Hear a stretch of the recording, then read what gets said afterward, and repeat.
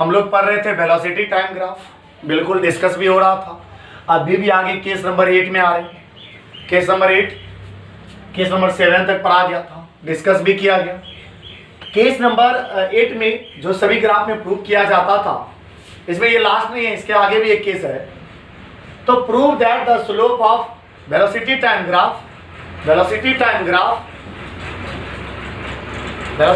Graph gives the acceleration of the object. Prove that the slope of velocity time graph gives the acceleration of the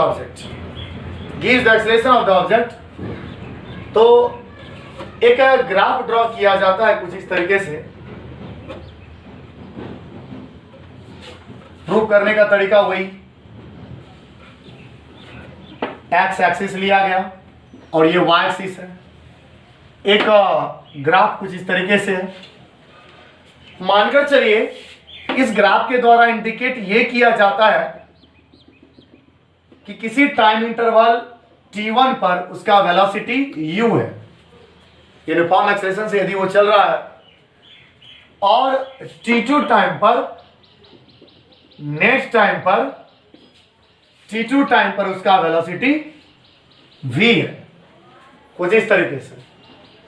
बताइए right angle triangle बना? बिल्कुल नहीं।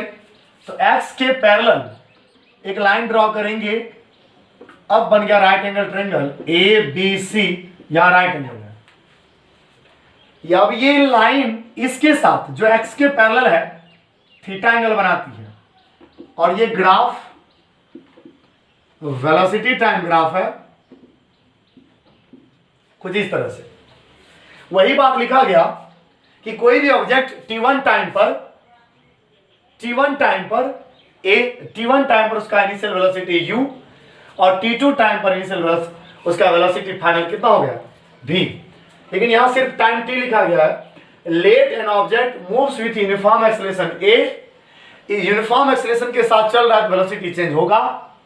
It's initial velocity is u at time t1 and its final velocity v at time क्या t2। आप जैसे language लिखना चाहे लिख सकते हैं। तो t1 टाइम पर u और t2 टाइम पर वेलोसिटी v है। अब हम इसका स्लोप निकालेंगे। ये x के पैरेलल के साथ यदि थीटा बनाती है, ये x के साथ भी थीटा बनाएगी। ये बात तो हम बहुत पहले से डिस्कस कर रहे हैं, यार यहां थीटा, इसके साथ भी थीटा होगा। आगे बढ़ते हुए कुछ इस तरह कि राइट एंगल ट्रायंगल हम लोगों ने बनाया, कुछ फायदा उठाएं। In right angle triangle ABC हम लोगों को स्लोप चाहिए। ABC है, स्लोप चाहिए। Slope is equal to m is equal to tan theta, और टेन थीटा हो जाएगा परपेंडिकुलर बाय बेस, तो हो गया BC बाय AC। यहां ये ऑरिजिन है, यहां से यहां तक T2, यहां से यहां तक T1, ये कितना हो गया T2 माइनस T1, अर्थात T2 माइनस T1।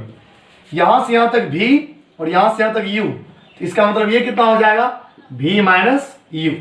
अब आप देखिए BC का वैल्यू क्या है V माइनस U, AC क्या है T2 माइनस T1। कहने का मतलब ये हुआ ऊपर में V माइनस U, एक टाइम को दूसरे टाइम में घटाएंगे तो टाइम ही आता है। ये वेलोसिटी में चेंज है, फाइनल माइनस इनिशियल, तो आप लिख सकते हैं चेंज इन वेलोसिटी बाय क्या आया टाइम।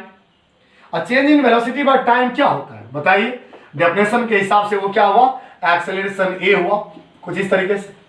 इस बात से क्लियर होता है कि वेलोसिटी टाइम ग्राफ का जो स्लोप है वो एक्सेलरेशन देगा। सो slope of velocity time graph, final करेंगे नीचे, gives the acceleration of the object. इस तरीके से ये ग्राफ फिर अगले केस में और भी समझाया जाएगा।